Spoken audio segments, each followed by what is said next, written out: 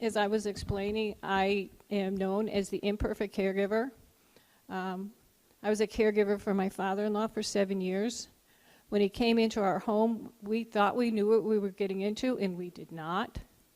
In part because he had been diagnosed with schizophrenia in 1947 and had spent 13 years in a mental institution before they developed the medications that allowed him to live outside the hospital. But that was hidden. It was hidden from the family. I was told that he had a plate in his head from a war injury, which was not true. I knew him as my gentle, kind of odd father-in-law, very introverted. We didn't have a lot of interaction. So we said, when he came to live with us, we know it'll be hard sometimes. We'll be able to handle it. Not knowing what we were getting into, but had we known, we would have done it anyway. I have this quote that I found by Joan Didion. I have already lost touch with a couple of people I used to be, which I think so appropriate for caregivers, because you so devote your lives to other people and put your needs behind you that you begin to lose touch with yourself. I didn't know that when his dad came to us that not only was he schizophrenic, but that he would develop dementia and Parkinson's disease and dysphagia, which is severe swallowing problems. So his food had to be pureed, and he had to have honey-thickened liquids, and had to be observed when he was eating all the time. He had a heart problem. He had what I called stubborn old Italian disease, which was quite prominent. But I didn't know that I would be infected too. And I want you to think about that. When he wandered, I followed. When he lashed out at me, I lost my temper. And then I was absolutely guilt-ridden, and I questioned my humanity. I remember saying to my husband one day, I'm not the person I thought I was. And he said, who was that? And I said, a good person, a compassionate person, somebody who knows better to respond like this. I questioned my humanity at that point. When he refused to shower, and I didn't feel safe leaving him long enough to take a shower myself, I looked at my disheveled self in the mirror, and I looked, and I probably smelled as bad as he did. When he was admitted to the hospital, I went to him to a bed, me to a chair beside him, to make sure that the hospital personnel paid attention to the fact that his diet was restricted, and make sure that they didn't give him ice water, which he couldn't swallow or might aspirate. So we were admitted to the hospital together. One of the doctors asked me, do you ever leave? Because I would go in first thing in the morning before breakfast to help feed him and stay until he was ready to go to sleep at night. As he continued to fail, I felt like a failure. Why couldn't I fix this? Why couldn't I help him? And I felt pieces of myself falling away. As he failed, I was losing more and more of myself. And when he died, he took part of me with him. And he left part of himself with me. The fact is, he's still with me. I sometimes still hear his walker going down the hallway. I sometimes feel his presence. I can tell you that he changed the course of my life. I have been a writer since I was 8 years old, and what I write about now is caregiving. What I do now is speak about caregiving. I never left the caregiving world. He changed my life. And I know each one of you are being changed as well, probably in ways you don't even understand at this point. But I'm here to talk to you today about reclaiming your life and rebuilding relationships. What the most important thing I think you need to do when caregiving ends, and especially for someone like you who have cared for so many people for so long, is to take time to heal.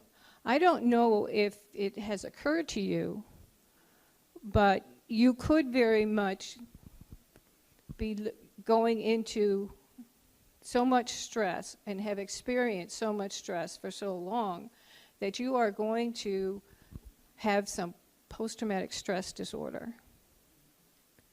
You're going to have some depression, some anger, some health issues. And the first relationship that you're going to have to rebuild, or I'm going to talk to you about rebuilding today, is rebuilding your relationship with yourself.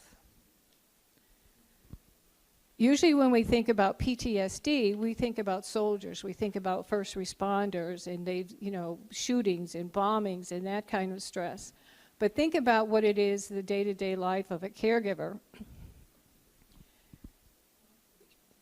You're often sleep deprived because the person in care isn't sleeping. So if they're awake, you're awake. Again, back to this, I'm infected too.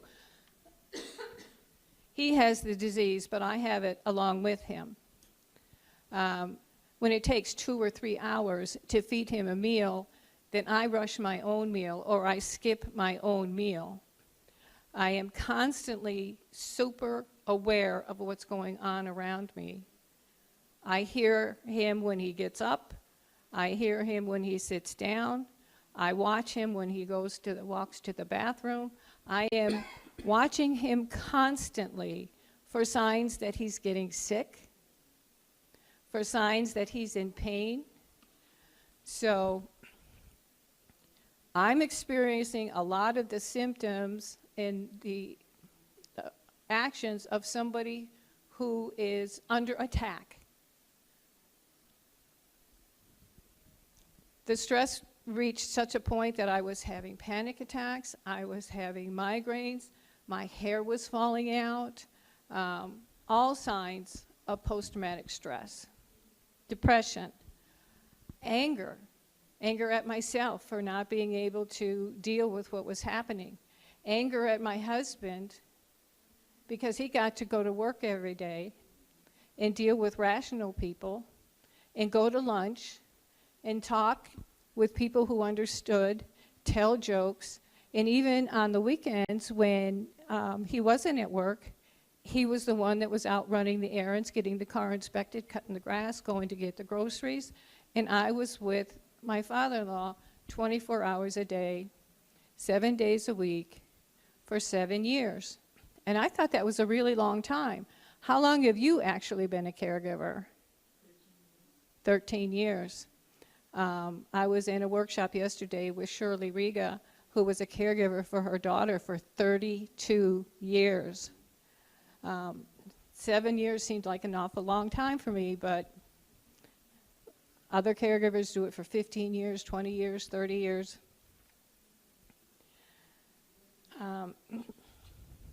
Very often caregivers ignore their own health issues. I don't have time to go to the doctors.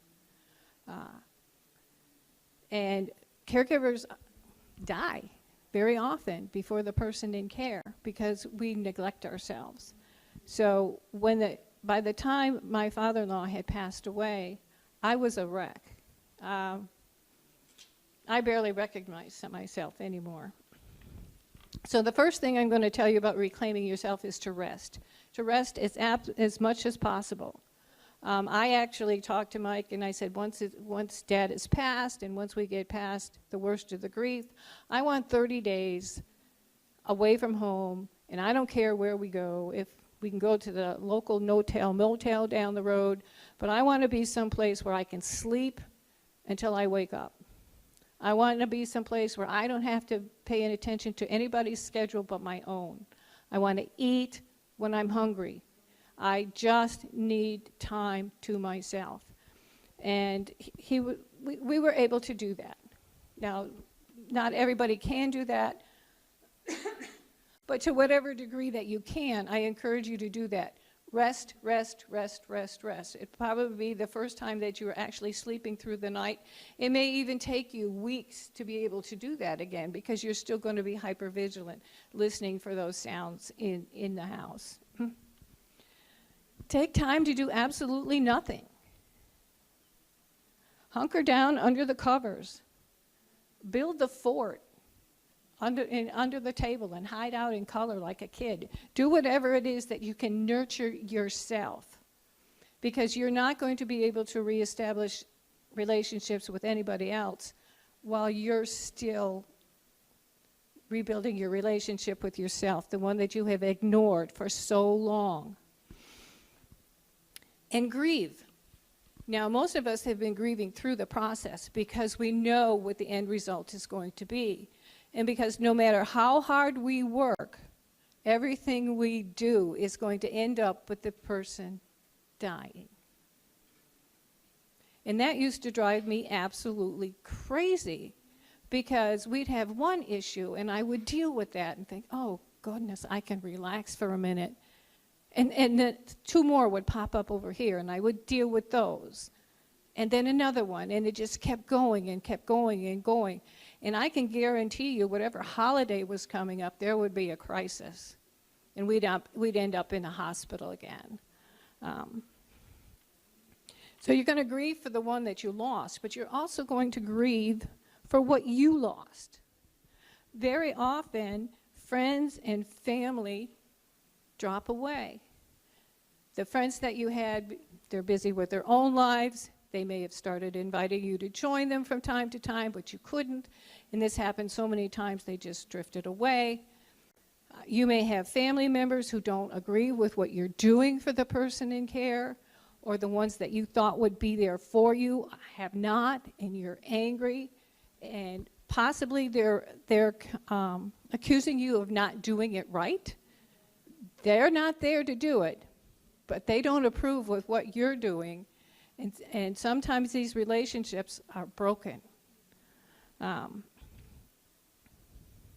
Maybe you've lost your career. You've taken so many days off from work that you've lost your job, or you've lost the promotion that you hoped for, and you're grieving for that as well. Maybe your marriage is broken. My husband and I really like each other. We've been married for 31 years, and we tell people we're still newlyweds. How long have we been married? Not long enough. We really enjoy being together. But during those 7 years, we fought more than we ever had before or since. And if you don't have that strong a bond as we had, it can break your marriage, and it often does, because there's so much stress. So you can't expect to be whole, probably not for at least a year, if not longer.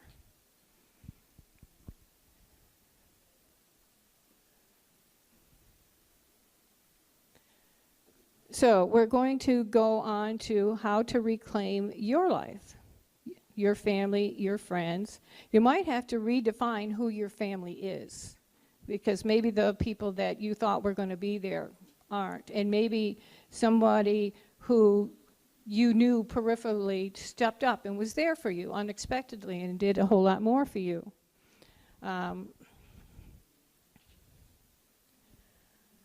When it comes time to rebuild your relationship with your family, I encourage you to do it on your own terms. People always have expectations of us. They might think and may even say, well, you're not being a caregiver anymore, step up, do this for the family, come to this family function. It couldn't possibly have been as difficult as you said it was. One of the first things people said to me when I left my corporate job to stay home as a full-time caregiver for my father-in-law was, what are you going to do all day? worried about you. You're used to being social. You're used to going into the office every day and dealing with people. You're not going to have anything to do. What are you going to do all day? And in my misunderstanding of what I had walked into, when Mike said to me, I feel guilty, you know, that you're leaving your job, you're sacrificing to take care of my dad, I feel bad. I said, well, don't feel bad, because when he gets up in the morning, I'll see to it that he gets dressed, I'll fix his breakfast, I'll give him the medication, and then I'm going to take my cup of tea and the newspaper out on the deck. That never happened. But if you don't know what you're getting into, your perception is very, very wrong. So I'm encouraging you in reestablishing these relationships, make sure that you do it on your own terms. You don't do anything in anybody else's time frame. It's only when you are ready with who you want to be with for the amount of time that you want to be with them. And when people ask you, how are you doing? How are you coping? What we typically say when people ask us that is, I'm fine, how are you? Don't ever say that. Fine is not the answer.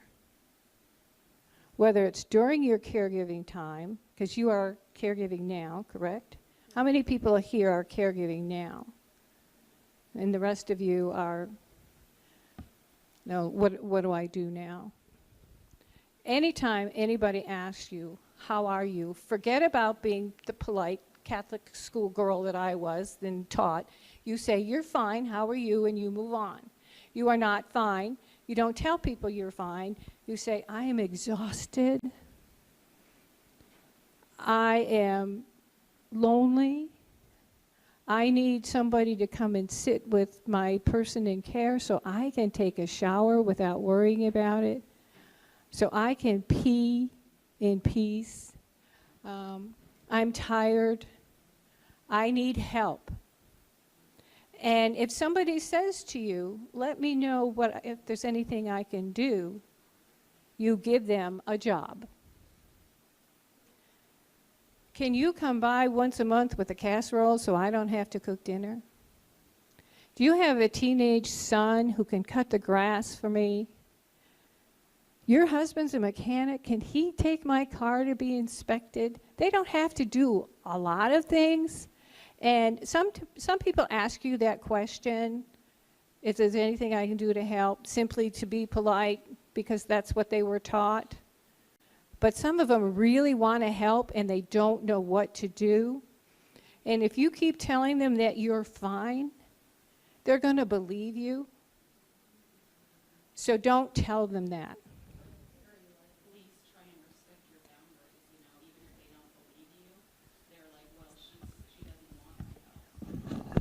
Hold on just a second.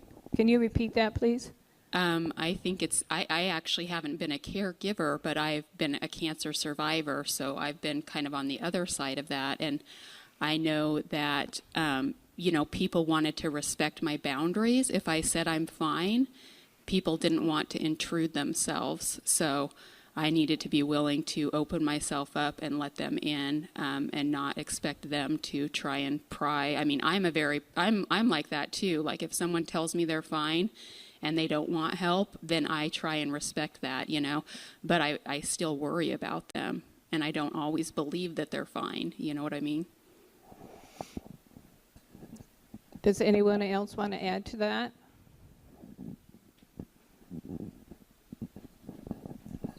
So I've been trying to explain my feelings to people because so many people are unprepared and they don't seek this information out ahead of time.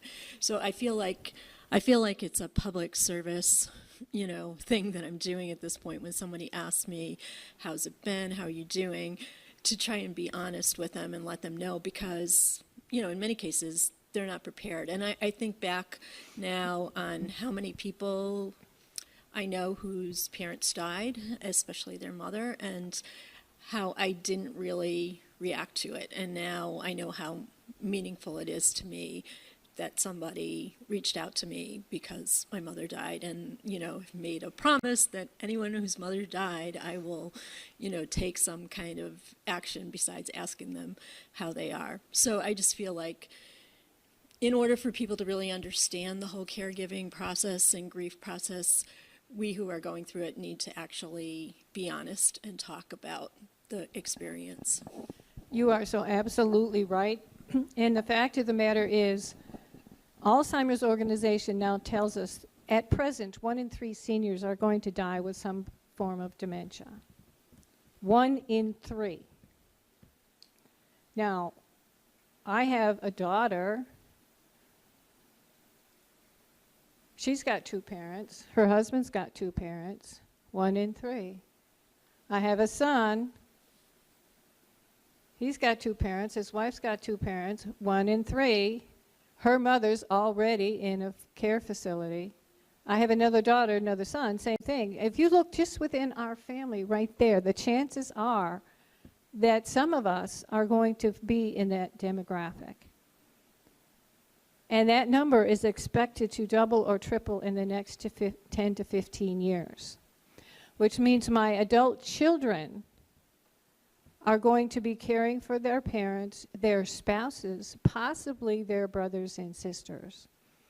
So one of the things that I did was I developed a program called Prepare to Care to teach adults what they need to know about Alzheimer's and dementia and caregiving in general before and after it strikes home, because they have no idea what's coming their way. And what you're doing is absolutely right. We need to get the word out about what this is really like so they can prepare, because they don't know. They don't know how expensive it's going to be. They don't know how it can destroy families. They don't know how to react to the behaviors. They have no idea why these things are happening. So it's absolutely imperative that we are honest and that we share what we know. I had a thought in my head and it went away. Those of us who are in this position, in my age group, and with your brothers and sisters, if there is a caregiver conference, if there's a caregiver workshop dealing with these caregiving issues, bring your children, bring your brothers and sisters. You will be helping them prepare for what's coming for them. We need to convince young people to get long-term care insurance at an age when it's still affordable. We live in Northern Virginia, and a care facility there costs anywhere between $80,000 and $120,000 a year. Who can afford that? Who can afford that? Well, you know what that means. Family caregivers. The more caregivers there are, or more people needing care, if you can't afford it, there's not going to be a room for it. So more and more family caregivers. So we need to teach them how to do this. I'm going to tell you before I change the slide, find a safe place to vent. You're going to need somebody that will sit and listen to you when you say, God damn it, I can't stand this another minute. I don't think I can do this. And you will feel that way. And you're going to feel guilty about it. And I have a friend that says, guilt is a useless emotion. Don't bother with it. Well, I'm going to feel guilty. So what I've decided to tell people to do is embrace it. Feel the guilt, wallow in it for 10 to 15 minutes, then get up and carry on. Because we like to blame ourselves. But find somebody who will allow you to express what you're feeling and vent and get some of that out. And it might just be doing it online. There's a lot of caregiver sites, Facebook pages and social media sites. Okay, we're going to move on to one of my favorite parts. Embrace the crazy. I think I looked exactly like that when I was a caregiver. And I felt that way. There's a crazy person in the house. No, never mind, it's just me. And the fact of the matter is that is so fitting for our circumstance, because his dad had mental illness and his dad had dementia.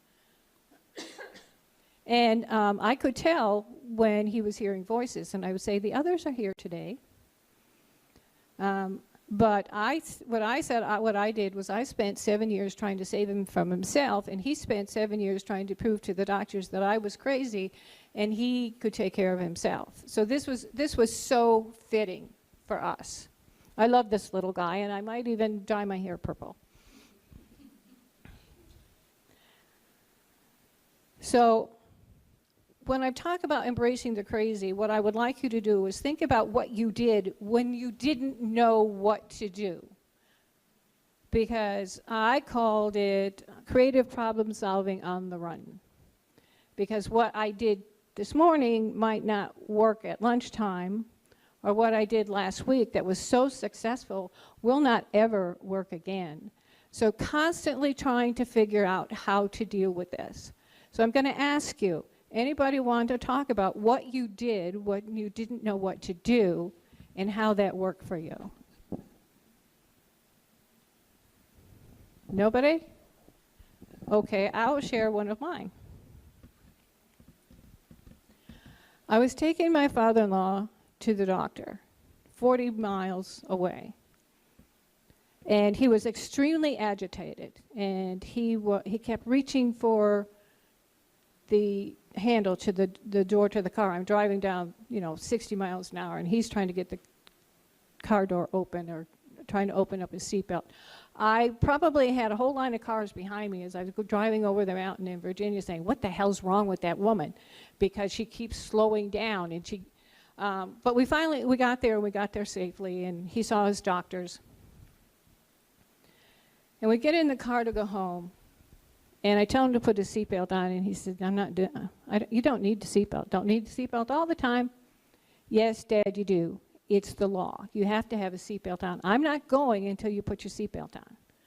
So he put his seatbelt on, and I started driving, and I got a couple miles down the road, and I hear the click, and the seatbelt comes off. So I pull over to the side of the road.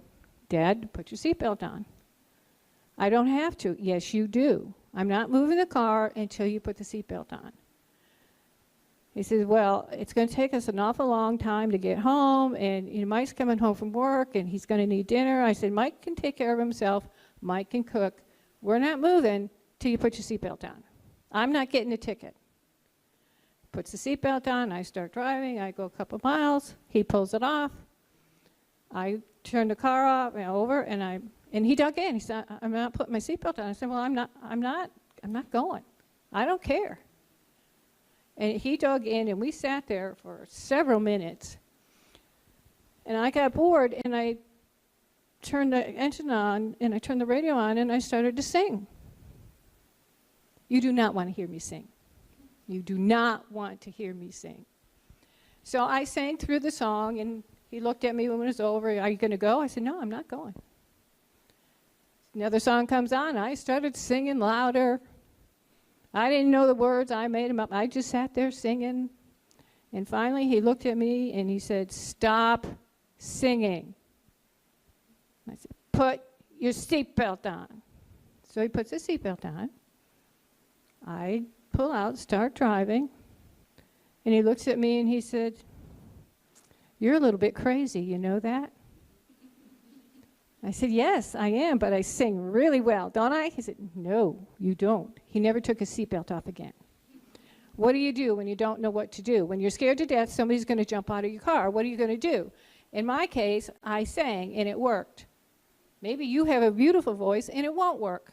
But creative problem solving on the run.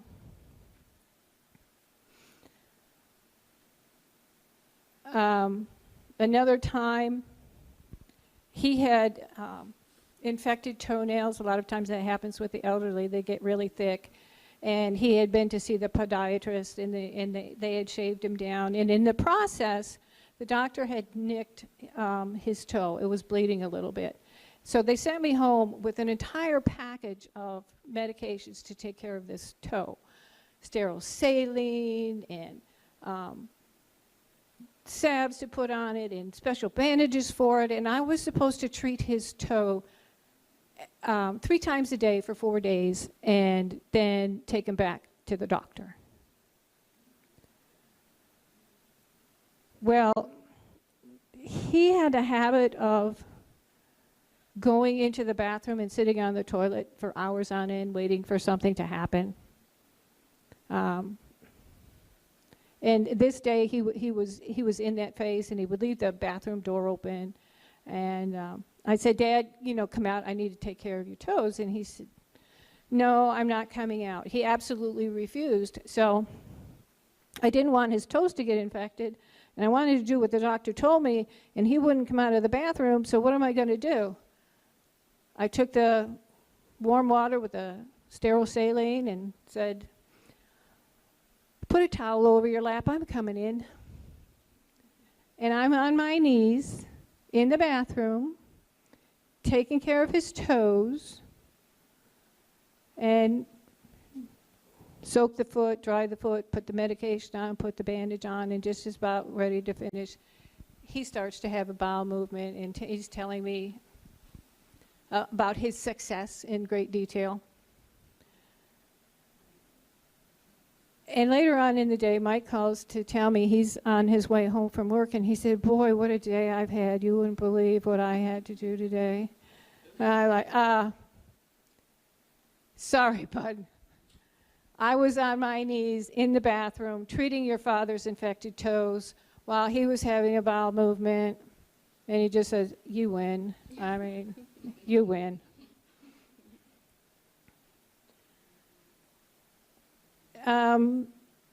He also had a habit of taking tissues and wiping his eyes, and he would take the wet tissue and he would put it on a bare light bulb in his room. I was scared to death he was going to set the house on fire. And so I took the tissues away from him, and I gave him a handkerchief, and he did the same thing with them, and I see the scorched handkerchief. So finally I just had to take the lamp out of the room and get a standing lamp because he couldn't reach it. I'd say, you're going to set the house on fire, and he said, well, I haven't done it yet. So embrace the crazy, and sometimes I think being a little bit crazy is exactly what you need when you're caring for somebody whose thought processes and whose movements and whose activities make no sense whatsoever. You join them in the crazy. So maybe he was right, maybe I was crazy right along with them, but sometimes being a little bit crazy is exactly what is needed. And embrace the crazy and laugh. There are moments in caregiving where it's so funny, you cannot get past the fact that it's funny or just weird. At one point he came home with a catheter, and I was downstairs and I ironing or doing something, and I heard him call my name, and I looked up and he was halfway down the stairs with his pants around his ankles saying, Bobbi, come look at my penis. And I'm like, okay, what's this? Didn't know if this was going to be some kind of sexual encounter. He didn't realize who I was anymore. What's going on here? It was as simple as the fact that it was leaking. But in that moment of craziness, not knowing what to do, and now it's to me it's hysterical. I kind of like telling people that story. So if somebody comes up, you're caring for them and say, "Come look at my penis," it might be totally innocent, but sometimes it's not.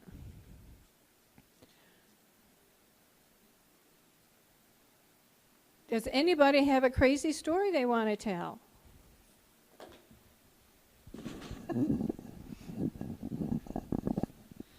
So when I was working in home care, this is not caregiving for my grandmother specifically. So this was a unrelated person, and she had. So when you care for the person, you also care for their pets, right? And she had 2 little chihuahuas, and one of them had a tick. They didn't know about it. Well, I guess we didn't know about it until the dog was starting to. She was very friendly usually, but she was just not friendly that day. She didn't want to be touched. She was hiding under the bed, and we were trying to get her to see what was going on. Well, the tick had embedded in her fur and had swollen up and was like hanging on to the dog. And we were trying to get the tick out, but the dog wouldn't let us touch her. So we put a sock over the dog's head so we could pull the tick out. And that was probably one of the strangest things I did with a dog. I was caring for a person. Thank you. Anyone else?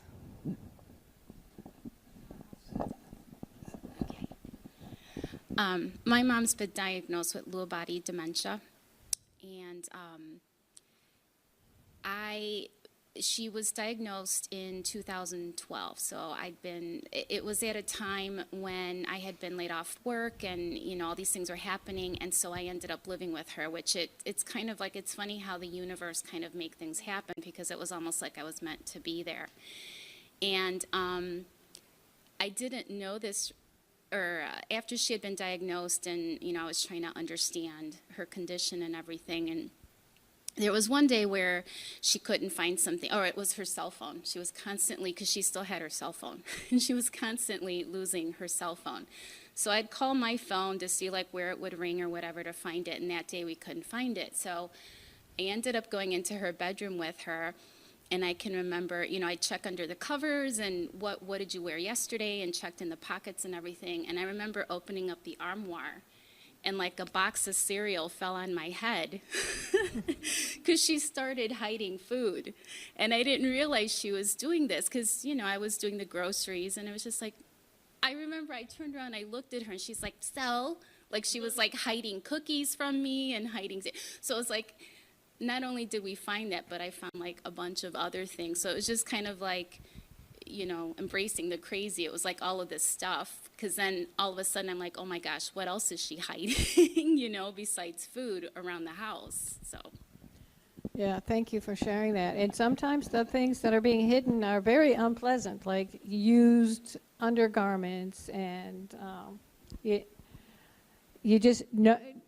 And the next, maybe their checkbook disappears, and they accuse you of stealing it. And what do? They're insisting. And I went to a caregiver conference, and the speaker said, "Well, what do? You say, I can't believe somebody stole. I'm going to go and call the police." And you call a friend, and you have them calm the person down, because it's so important that we go into their reality. We don't try to bring them into ours, because you will never win an argument with someone with dementia.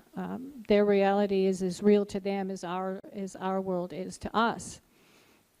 And that was probably one of the things that I really didn't know. I kept trying to reason with him. I kept saying, why do you keep doing this? I kept thinking he was doing it on purpose, because he could get to me that way. Not understanding that whatever it was that he thought was real to him. And it's something that I see all the time on the caregiver websites. People asking, does your person in care ever do this? And losing patience with them.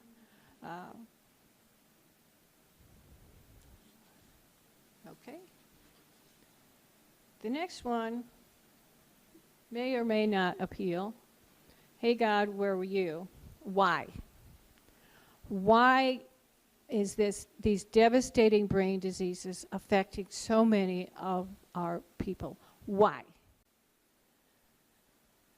And one of the things that I asked for weeks on end to Mike, to anybody that was around to listen to me, is why is this so hard?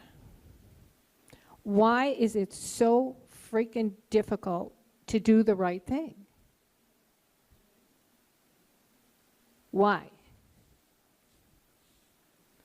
Well, we're Catholic, and we went to church on Sunday, and we walk in, and the priest gets up in the pulpit to do his little sermon, and he says, I've been hearing an awful lot lately with people asking, why is it so hard? Why is life so difficult?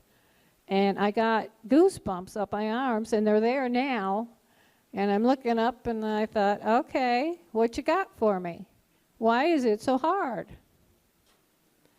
And what he said was, Nobody ever told you it was going to be easy. What did you expect?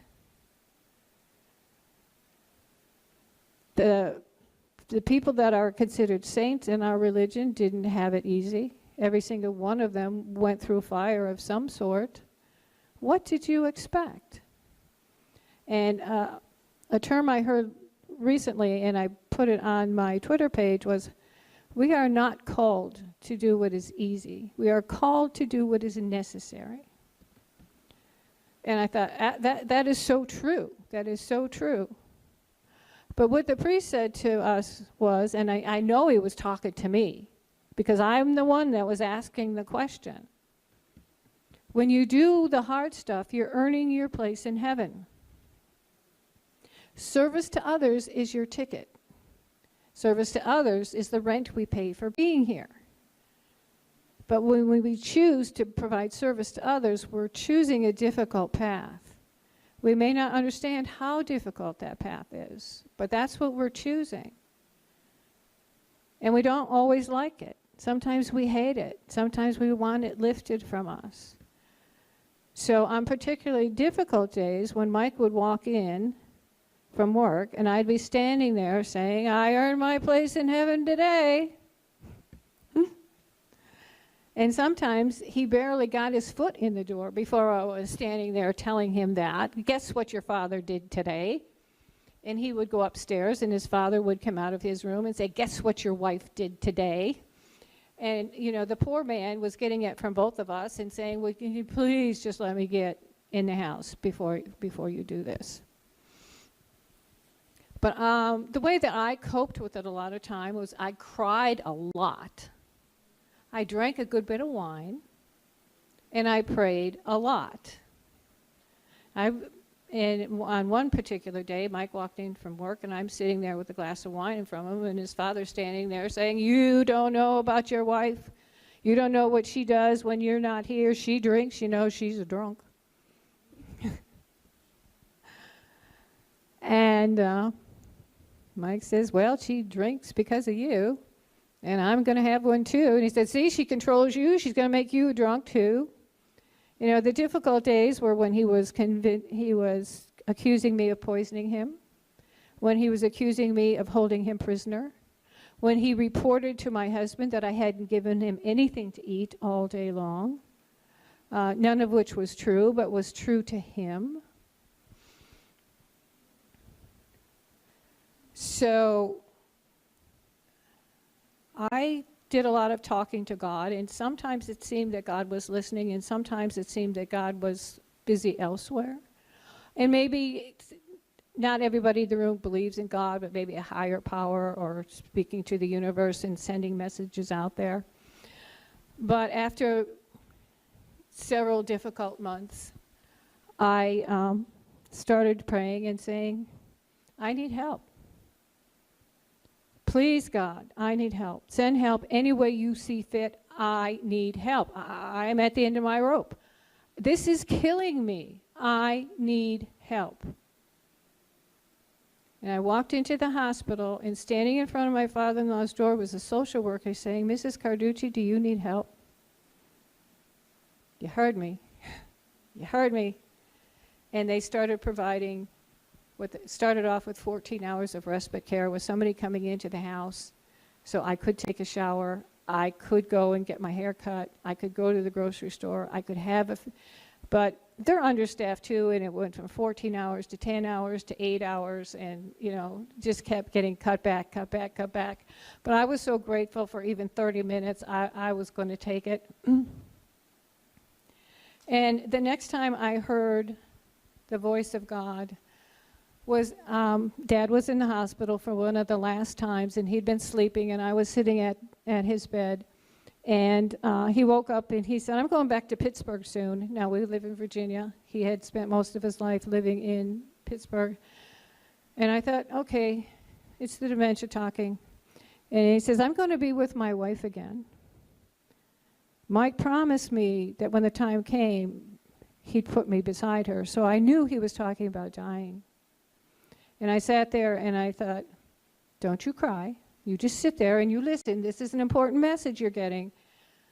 And he said to me, I had a dream and God told me my job is done. And I believed him. And I went looking for the hospital chaplain, and I shared that with him, and he said, you're absolutely right to do that. They know. And he went into in-home hospice, and he was able to die at home, which was his wish. He wanted to die at home. And we had a wonderful experience with hospice. They helped us so much through that transition process. But one of the things that a friend of mine said a couple of years after this, when I was sharing that story about him saying, God telling him his job was done, was he said, do you realize, Bobbi, that you were his job? That because of what you did for him, you are now able to do what you do now.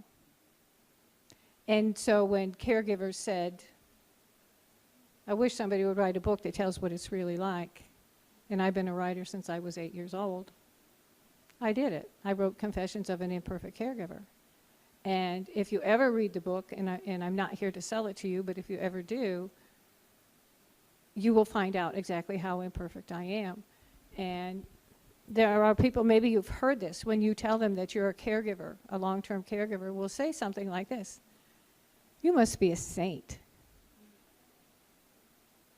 And I think one of the reasons they say that is because if you're a saint, that means that you're somehow more qualified than they are. But I'll tell you this, I am no saint, and he would have been the first one to agree with you.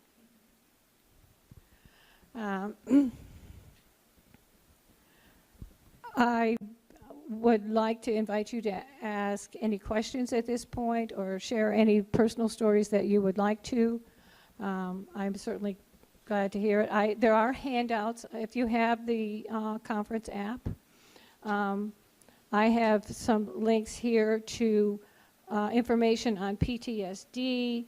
I have information on rest and sleep as needed. There's a number of links there.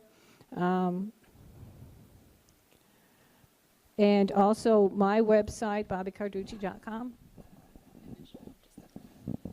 You said we could ask questions. Yes. So I'm curious, did you know while you were providing the care that you eventually wanted to tell your story through a book, or how did you come to the idea that that was something that you wanted to do? Well, I started writing when I was 8 years old. On a rainy afternoon when my best friend's mother got tired of the two of us running through the house and said, the two of you sit down and be quiet. Here's a piece of paper, here's a pencil, write something. And I wrote a story, and she told me it was good and that I should continue writing. And being a good Catholic girl, I obeyed, and I'm still doing it. And I work I'm the vice president of the National Writers Group, and I've been writing short stories on and on. So I thought I wanted to tell our story. And I started writing it during the caregiving process, thinking that I'm living it, I might as well write about it. And his care took all my time, so I had to put it aside.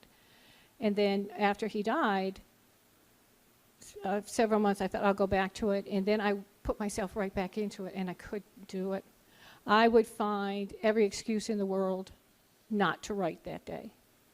And it took about 2 years before I finally said, okay, I'm going to do this. And I'm going back into it, and you're going to have to deal with it, with all of the emotions, but I'm going to do this. And I did, and I'm so glad I did, because it's been called brutally honest. And caregivers who can read it, because sometimes it's too emotional for them, are grateful that I said, I lost my temper.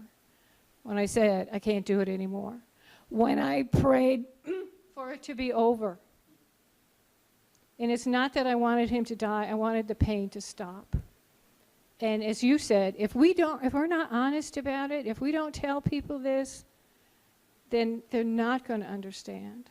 And if you haven't done it, you don't get it, no matter how much that you think that you do.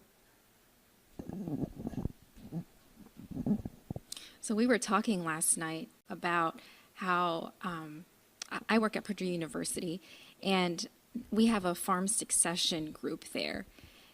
And I went into the community last year and I was talking to people about caregiving and being prepared and how important it was to seek support, just like what you were talking about. And a lot of times how, as a caregiver, you become so overwhelmed, you don't even know what to ask for support for. And to come up with, if there are like lists on the internet of things that you might, tasks that you might be doing as a caregiver, and just like print that out and give it to people and be like, what can you do?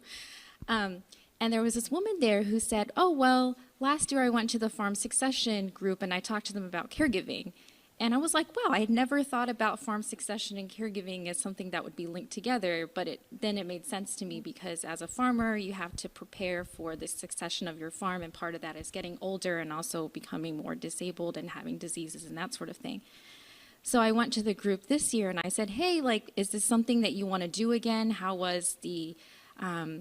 did people react well to it? And they said, well, attendance was very low for that session. And I thought, I wonder why that is. And it made me think of how do we reach out to people who will be in this situation in the future, but they are just kind of like resistant to it, or they don't think it's important because they haven't either seen it or think that they will experience it. I'm glad you asked that. I think that's one of the things that's very much on my mind. And I am trying to establish relationships with the local employers to do lunchtime presentations on how to do this. I will take your question real quick, and then we're going to have to wrap up. Right. I really don't have a question. I guess I'm chiming on to her because actually I work for Vanderbilt, and we actually have an elder care department where we do this. But I was thinking about what you were saying too, and how you talk to other people about being caregivers and preparing for it. And I always go to that quote by Rosalind Carter: there's 3 people in the world: previous caregivers, caregivers now, and caregivers that's going to be in the future. And those who will need care. Exactly. And I was thinking about your title with your book, Imperfect Caregiver. To you in that situation, you may feel like you were imperfect, but you don't know what you're going to get into until you're in it. So really, from other people's standpoint, you were a perfect caregiver because you didn't know what road to go. You was thinking off the top of your head. So you were a perfect caregiver, but if you're a perfectionist like myself, it's like I'm imperfect because I'm not doing this, or I could have done this, or hindsight, I should have done this. But if you can go through this process and take care of that loved one, you were a perfect caregiver. And just even the people that I work with, working with them, it's like, oh my gosh, thank you for being there, because this is a role that I never knew I was going to be in. And also, when you grew up or during life, you never said I was going to be a caregiver. I always planned for marriage, I planned for kids, but I never planned for being a caregiver. So it's like, now where do I go since I'm in this situation? Thank you so much for saying that. And I realize now that there is no perfection. There's no way to do this perfectly. God doesn't expect us to be perfect. And sometimes being a little bit crazy is exactly what's called for. Thank you, everybody. If you have the conference app, please rate this presentation. And thank you for coming. And if you want to talk to me outside, I'll be happy to do that.